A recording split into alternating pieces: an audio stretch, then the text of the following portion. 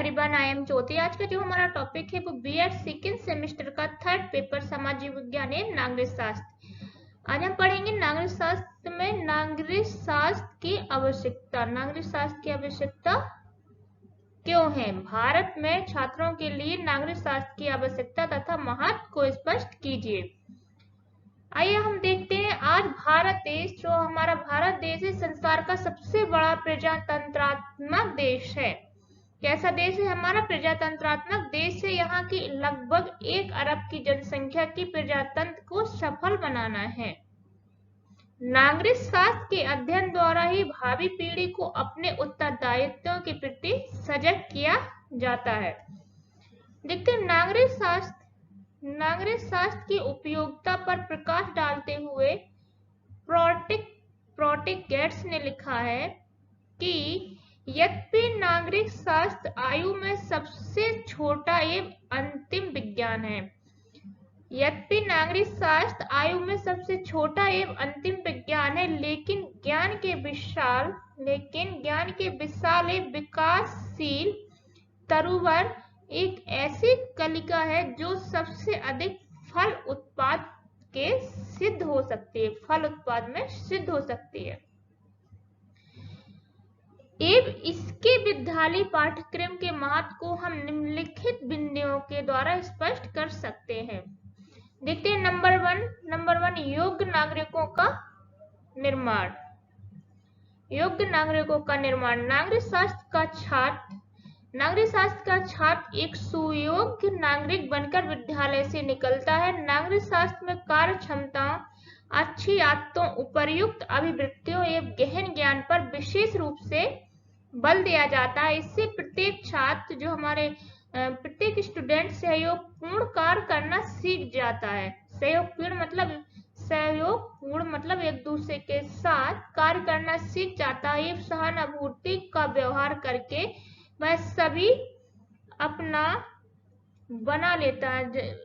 सहानुभूति का व्यवहार करके वह सभी को अपना बना लेता है। जो मतलब व्यवहार होता है वो नेचर, जैसे अच्छा व्यवहार करते हैं तो उसके साथ सब अट्रैक्ट होते हैं। जैसे कि किसी का व्यवहार बहुत ही अच्छा है, इसलिए नागरिक शास्त्र में बताया गया कि सहयोगपूर्ण मतलब सभी के साथ कार्य करके एक सिंपैथी का व्यवहार करके वह सभी को अपना बना लेता है। समय पर कार्य करने का स्वभाव, टाइम पर कार्य को पूर्ण करने का जो नेचर है, स्वभाव, अनुशासन में रहने की आदत एक सुनागरिक बनाने में सहायक होती है, जो नागरिक को पूरा करने में सहायक होती है। इस प्रकार सुयोग्य नागरिक, संपूर्ण नागरिक अपने अधिकार एवं कर्तव्य दोनों के प्रति सजग रहेगा।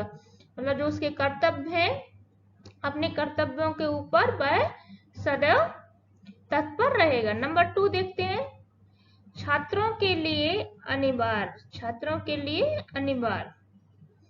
समय निकलते देर नहीं लगती। कहावत है, समय निकलते देर नहीं लगती, क्योंकि कल विद्यालय की कक्षा में बैठकर पढ़ने वाला छात्र कुछ वर्ष बाद देश का भावी नागरिक बनकर मत देने का अधिकारी बन जाता है। 25 वर्ष की आयु के हो जाने पर वह देश का नेता भी बन सकता है। जब उसके 25 ईयर कंप्लीट हो जाती है एज, तो वह देश का जो नेता होता है वह बन सकता है। शासन का सफल पुर्जा बनाने के लिए उसे विद्यालय में ही स्वशासन की शिक्षा दी जाती है। उन्हें अधिकारों तथा कर्तव्यों की सूची रटाई ही नहीं जाती, बल्कि उनकी व्यावहारिक पूर्ति पर भी ध्यान दिया जाता है। अतः माध्यमिक विद्यालयों में नागरिक शास्त्र का पाठ्यक्रम ऐसा होना चाहिए कि वह युवा पीढ़ी की आवश्यकताओं की पूर्ति कर सके तथा उनके विकास में सहायता प्रदान कर सके। हम देखते हैं नंबर 3। नागरिक शास्त्र अनेक क्षेत्रों को अपने में समेटे रखता है। जो नागरिक शास्त्र है वो अनेक क्षेत्रों को अपने में समेटे रखता है। परिवार को, जो हमारा परिवार होता है, फैमिली होता है, परिवार को नागरिक शास्त्र की पहली एक प्रमुख पाठशाला कहा गया है। जो हमारा बच्चा पैदा होता है तो उसे जो पहली पाठशाला कहते हैं वो परिवार को ही कहते हैं। नागरिक शास्त्र को भी पहली और प्रमुख पाठशाला कहा जाता है। अपने से बड़ों का आदर एवं सम्मान, सभी के प्रति प्रेम, सहयोग, सहानुभूति की भावना वहां अपने आप आ जाती है। बड़े होने पर उसकी सेवाओं उसके नगर, प्रदेश, राष्ट्र एवं विश्व को भी चाहिए। जब वो बड़ा हो जाता है तो जो उसकी सेवाएं हैं अब उसके नगर, प्रदेश, राष्ट्र एवं विश्व को भी चाहिए। आज कोई भी पाठ विश्व बंधु के पाठ के बिना पूरा नहीं हो सकता। अपने परिवार में जन्मे गुणों का विकास नागरिक जो अपने परिवार में जन्मे गुणों का विकास नागरिक इन्हीं व्यापक क्षेत्रों में करता है। इस तरह प्रेम का आखिरी छोर होता है वो विश्व प्रेम है।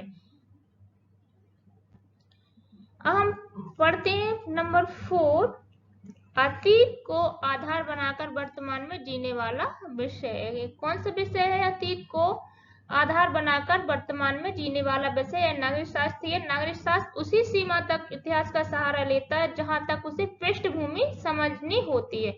अतः इसका वास्तविक क्षेत्र वर्तमान है। इतिहास उसका मार्गदर्शक है। नागरिक शास्त्र वर्तमान समस्याओं पर पूरा ध्यान केंद्रित रखता है।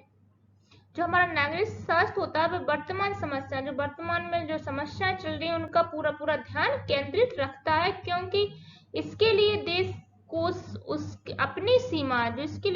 अपनी सीमा सुरक्षा के लिए हर पल सजग रहना पड़ता है। जो देश की सुरक्षा है उसके लिए जो सरकार है उसको हर पल सजग मतलब जागरूक रहना पड़ता है। हम देखते हैं नंबर 5, सफल सामाजिक जीवन की दृष्टि।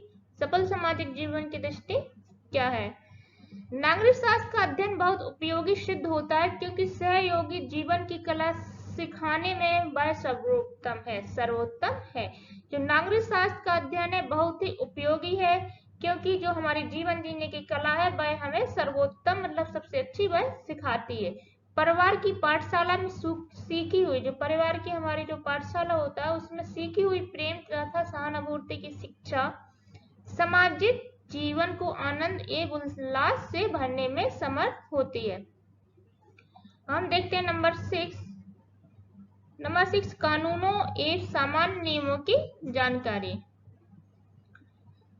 कानून एवं सामान्य नियमों की जानकारी। सामान्य कानूनों की जानकारी भी आम जन सामान्य को दी जानी चाहिए जिससे भी अज्ञात के शिकार होकर दंड पाने के भागीदार न बन सके। जिससे अगर उन्हें मतलब नॉलेज नहीं होगी कि जो सामान्य जानकारी अगर कानून की सामान्य जानकारी क्या है तो वो हो सकता है वो उसके शिकार हो जाए। अगर वो जागरूक होंगे उन्हें मालूम होगी तो वह उस चीज से दूर रहेंगे। अब देखते हैं नंबर 7 नेतृत्व की शिक्षा। सफल सामाजिक जीवन व्यक्ति को हर पल आगे बढ़ने की प्रेरणा देता है क्योंकि कोई भी व्यक्ति नेता बनकर भीड़ को अपने पीछे अपनी इच्छा के अनुसार चला सकता है। यह नेतृत्व की शिक्षा विद्यालय जीवन से ही शुरू हो जाती है क्योंकि कक्षा का नायक बनाकर सभा का सभापति या उप सभापति बनाकर नेतागिरी की शिक्षा दी जाती है। जो नेतागिरी की शिक्षा होती है वो हमारे विद्यालय से ही स्टार्ट हो जाती है तो उसे इस चीज का अनुभव भी प्राप्त हो जाता है। इसके अलावा भाषण एवं वाद विवाद प्रतियोगिता की कला की शिक्षा भी विद्यालय में दी जाती है जिसके कारण उसमें सफल नेता है उसके गुण शमीरा आ जाते हैं। नंबर 8 देखते हैं। नंबर 8 शासन व्यवस्था की रूपरेखा को स्पष्ट व्यक्त करना। जन सामान्य को सरकार के तीनों अंगों के संगठन एक कार्यप्रणाली का ज्ञान दिया जाना चाहिए क्योंकि राजनीतिक पार्टी का टिकट लेकर ऐसे अनेकों विधायक बन गए हैं जिन्हें शासन के बारे में कुछ जानकारी नहीं होती। यही कारण है कि उनकी इस अज्ञानता से हमारा जो पूरा देश है उसको हानि उठानी पड़ती। इस प्रकार के दोषों से बचने के लिए अच्छा होगा कि सभी को सरकार के कार्यों की ऊपरी जानकारी आवश्यक रूप से दी जानी चाहिए। जो सरकार की जो जानकारी है वो उन्हें अवश्य मिलनी चाहिए, जिससे कि जो जन जन में जो बन जाते हैं विधायक, उन्हें जानकारी नहीं होती है तो उससे देश का ही नुकसान होता है। इसलिए जो जानकारी है सरकार के कार्यों की और सभी को दी जानी चाहिए। नंबर 9 देखते हैं।